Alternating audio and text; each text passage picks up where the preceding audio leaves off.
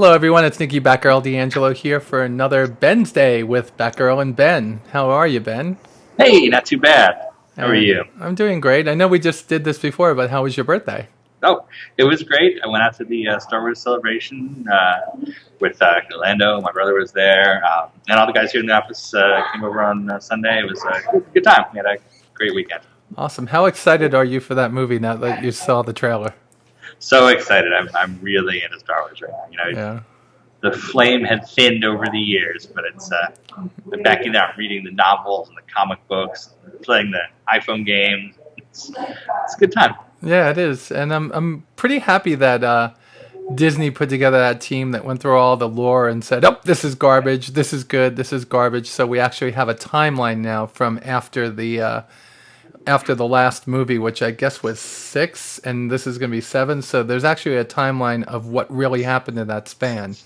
I don't like that it got rid of my Timothy Zahn novels, but Yeah, I grew up loving those too. I loved those. Yeah. But it feels really good to kind of understand the whole of it now. I don't know.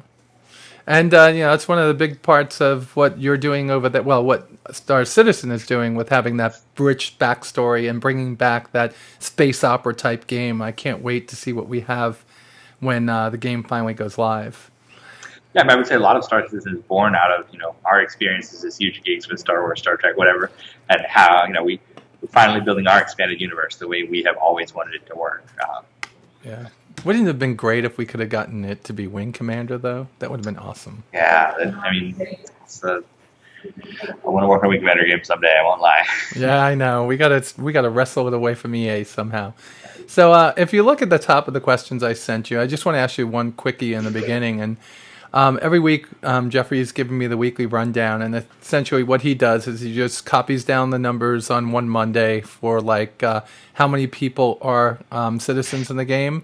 And then he just subtracts that from last week's. And what he came up with is 4,900 brand new citizens. And at this rate, before the end of the year, we're going to be at that magic 1 million mark. And do you guys have anything planned? Or is that, that to me is more important than funding when you have 1 million people backing the game. I agree. We have some thoughts of how to reward people. Yeah. I hate to announce anything in advance because then it seems like we're... I hate that kind of promotion where it's like, oh, if you get in before this day, you get a slice of cake. We're getting cake? I much prefer to give out the cake after the people are here, and it's a genuine expression of our appreciation. So stay tuned. Yeah, I'm still waiting for my bagel carrier. So let's go right into some of the questions. And I guess what we can go here is we got Jen's K3X. And what Jen's is looking for is... Can you tell us a little bit about the tasks that the copilot might be able to do in the game, and can they switch tasks? Like, for instance, say for some reason somebody gets a pilot shot and kills the pilot, will the copilot be able to take over the ship and fly it? That's one of the things that they're asking there.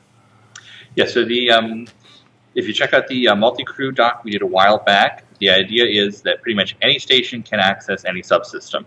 So if I'm the pilot and I want to run all the weapons and flight control and whatever, I can assign myself those.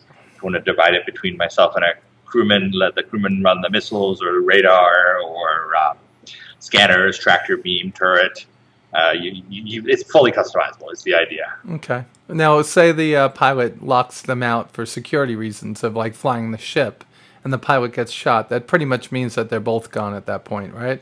No, I think you have to have it handed over to the next living person. It's got to be a fail-safe there. Okay. And I guess right now people are trying to look at the definition of alpha and beta, and right now we're not feature complete. And what Jens wants to know is once the PU module gets installed, does that mean we're in beta at that point? Because that should be the last module to go into the game. There'll be a specific point where we are in beta. I can't say it'll be exactly then, because one of the things we're going to do with the PU is roll it out in segments. So here's your 5 systems, 10 systems. Mining works now. Whatever works. It's a tough thing. There are these kind of rules of thumb for alpha and beta, and a game like Star Citizen throws them all out because in a perfect world we're never going to be feature complete. We're always going to be striving to do more and more. So traditional definitions don't make sense. but there will certainly be a point with much fanfare where we go from alpha to beta. I like that because that's where the answer I was looking for is that I don't want the game to end.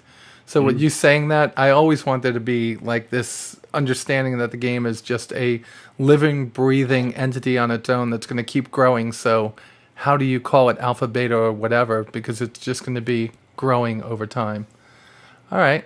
So somebody wants to know if, and we've answered this question before, but I guess we have to clarify on it. When the game goes live, there'll still be pledges in the pledge store, correct? That is the current thing. Yeah, you'll buy a package. You'll start. Yeah, it'll be the starter package. You'll say, okay, I'm going to start with an Aurora. I'm going to start with a Mustang. Right. A Reliant. Reliant. That's the one. Yeah. And then you buy credits if you want to. Which, again, our thought, our math from way back was if some tiny slight percentage of people buy credits, it'll support the game and it'll keep it a thing to play for everybody else. We're not doing that whole Facebook game. Like, buy credits to continue playing. In our case, buying credits means you're having less fun. Yeah, I think that it does because there's going to be so many missions to run, and from what it sounds like, one of the things that Jen's going to be doing there is making sure we always have some kind of content in that area, correct? Oh, yeah. Mission and live. Okay.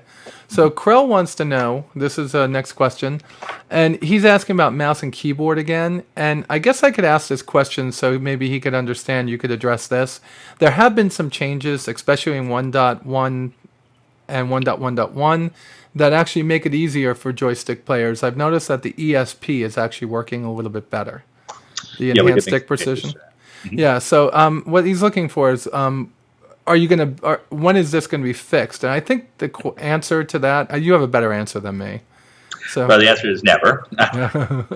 There's your headline. No, it's going to be a constant evolutionary process. I see forums, I see people like, oh my God, this is a mouse game, and you're making a mouse game, and they're screwing you all, and you'll never have fun with your joystick. No, we are trying to.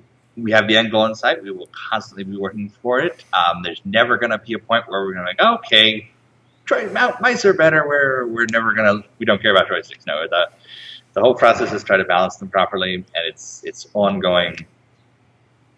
I hope anybody who has been following Marine Commander for the last year has seen that it's been ongoing, which is why I'm constantly amazed it's still a discussion. It's one of those things where if there were a magic button I could press and make it work right now, I would.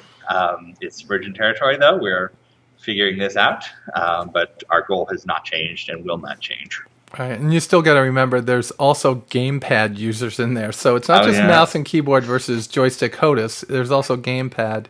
And something I could just point out to all of you is I did the video on the X55, and I showed the difference between lead and lag sighting or lead and lag pickburs and ESP on and off. And if you give all those things a try, it might just be that you have to tune your joystick.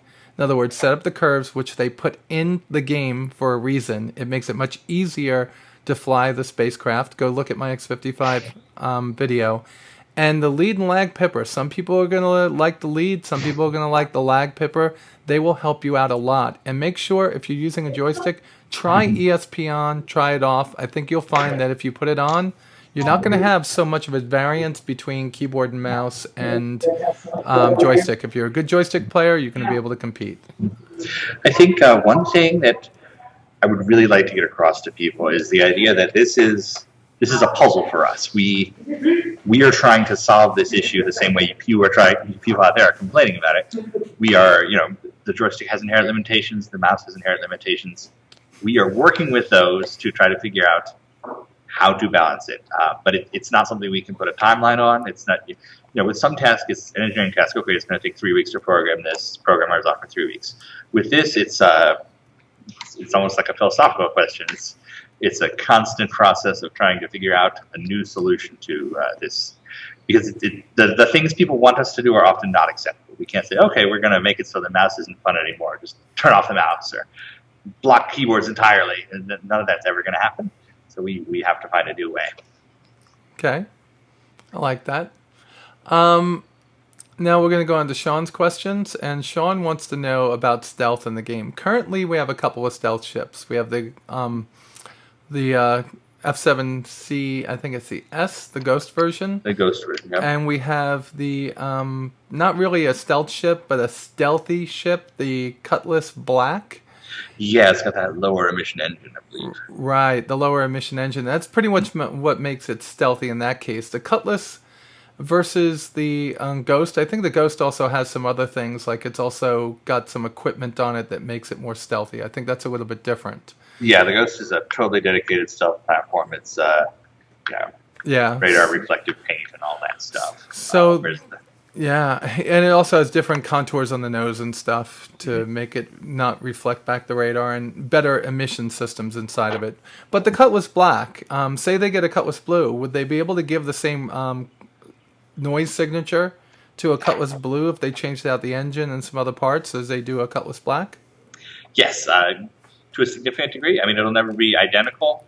I know a lot of people pick up, they look at 6 ships like, what if I take the best parts from this one and the best parts from this one and put in this? Will that make the even better one? Square peg, round hole. In some ways, it'll improve it, but you're also going to be, you're still limited by the power the subsystems need. Right. You can't just take all the best parts and have the best ship. It's a balance. Right. That's your balance, not ours. Right, and the Blue, I think, has a little bit more armor on it and stuff, so you might be able to put that engine on it, but it might not be powerful enough to put that. Why are they doing that? I don't know why they're doing it. Oh, hi, Darian. What are they doing? Oh, God. Well, there's our cameo from 3 of my favorite people. All right, so... also, James was there. Yeah, I love James. James is cool. And Jared, Disco Lando, and Darian, all great people. So the second piece of his question, and he has 3 parts to this question, which is a lot, has to do with FPS, and I think this is something that we eventually have to get Tony Zerba to answer.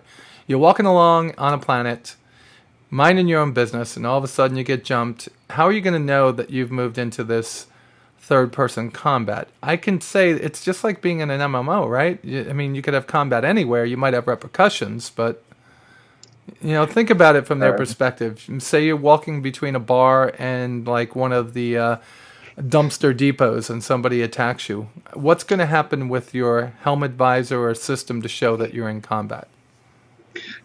Somebody will be hitting you with a pipe or shooting at you. Yeah, I mean, it's not everything turns red and there's the combat music. No, it's entirely a natural process. There's no combat music. Well, there's music in the game. Okay. There's not this. We have this amazing composer, and there's no combat music. We have my music confused, but yeah, not in the way I'm envisioning in my head. Oh, okay. And his third question, I think Chris answered, and I think I could just say this, that the issue of gravity on different planets, some heavier, some lighter, yes, that's going to be the case, but how do you show that? Isn't that a big deal? What things would show that in the game? Well, art design on the planet is going to be a big one. Okay. Range of movements, we've done a lot in the FPS for how you move in different environments. Okay. So that's going to be your biggest kind of tactile clue that you're in a high gravity or low gravity environment. Okay. In low gravity environment, it's the jumping. Right. I'm jumping around on the moon. Visual. So both visual cues and actual gameplay will indicate that. Okay. And I guess I don't know if we can answer the question about the Crossfire utilization, putting 2 AMD cards in the system. Nigel's saying that back when the PTU was out, 90% of the Crossfire was being used, and now that 1.1 is back, it's down to 35 to 50% on both cards. Do you know anything about this, or is this just something that engineering is working out? Well, it's definitely more an engineering question than one that would work with me. It is something we're constantly working on. One thing I think you may be seeing, and this is just my suspicion without understanding technology, is the fact that we ultimately need to get a lot more out of a graphics card than we did at the launch of Marina Commander or the Hangar. So if we were using 80% of the available bandwidth whatever you call it, through the graphics card. Again, I'll stress, I'm not an engineer. Yeah. At launch, we need to get it down because eventually you're going to be seeing a lot more ships on screen at a time, and we need those resources. So I think you may be seeing the calm before the storm to some degree. But no, it's definitely more of an engineering question. I may be totally wrong about that one. Okay. And it is definitely one we continue to work on. I know, all the, we work with our vendors from all the stuff, Crossfire, TressFX, Oculus, VR. It's all in various stages of disassembly right now. Okay. Last question from them, and then I'll ask one of my own. Will water be an important resource in the fringe areas, and will you need a special ship, a special container to transport water between different worlds? You will be able to transport water. One thing you're going to see in the next couple days with the hull and cargo detailing is that we have different containers for different kinds of cargo. So there's refrigerator containers, there's liquid containers, there's gas containers, there's any kind of container you can imagine we can create.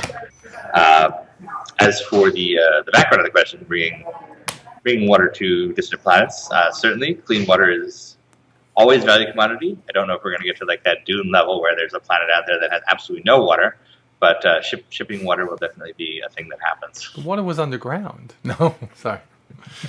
Well, yeah, and I know that things like this, ships like the Starfarer were specifically made to carry liquids, but now that you're getting into the modular design, I like that you're designing different container types to haul different types of materials. So that's very exciting. So we have a ship sale coming up, and I know that you're saving most of that for tomorrow's ATV, so we get it all from one place. But I know that there's the next two ships out, possibly the whole series, and the next starter ship, the Reliant, are both coming from MISC. What would the differences be between, say, a hull A and something like the Reliant? Well, we've made some interesting plans for the Reliant that I can't detail exactly. I'll say one word, and that word is science. You use your imagination from there on. Okay, that's fine. I like it. Science. Should we be playing Thomas Dolby right now? She blinded me with science. I think once both ships are out, it'll be apparent what their roles are. Okay. I actually just got back from a hull review meeting. We had to look through all the images that we're creating for Friday. Looking really cool. It's the most utilitarian ship we've ever done. I think it kind of exposes a lot of the background of our universe. If we don't sell a single one of these ships, it will have been worthwhile to create it because we're going from ships that battle, and that's cool, to how our world works and make it work functionally. Cool. And none of the variants of the hull are limited, right? They're all full sail all the time when they go live. Right. Okay. Yes, it's So concept sale, they'll all be LTI. You'll get your posters, you'll get your model eventually, correct? Yes. And then when it goes live in the player universe, they'll all be for sale all the time, and you'll be able to buy them in game too. Yes. I like this. I like that ship a lot. And I've been looking forward to the Reliant because I like the starter ships because I have ideas of all these different accounts that I have to start off the game, not on my Batgirl account, but a different account, and see what it's like going through with each one of the starter ships. Be a trader, be a mercenary, be an explorer, and you have 3 different ship lines that could do all 3, and I like that. Ben, thank you very much. I appreciate you coming and talking to us each week. Next week will be a big one for us when we talk about the whole series. Can't wait for it. All right. Should be fun. And thank you for having me on, as always. Yeah. Even though you're working right now, we could all see the reflection in your glasses. You're always working. That's okay. We want you to be. And thank you very much. All right, folks, that's going to be it for today's show. And Ben, again, thanks for joining us. And tell everybody in the background, thank you very much. I've been looking at James's monitor to see if he had any, how sometimes he's getting tomorrow's web pages done. No, James doesn't have any secrets. Yeah, I was looking. All right. And guys, with that said, you all be safe out there. I'll talk to you soon. All right. See you.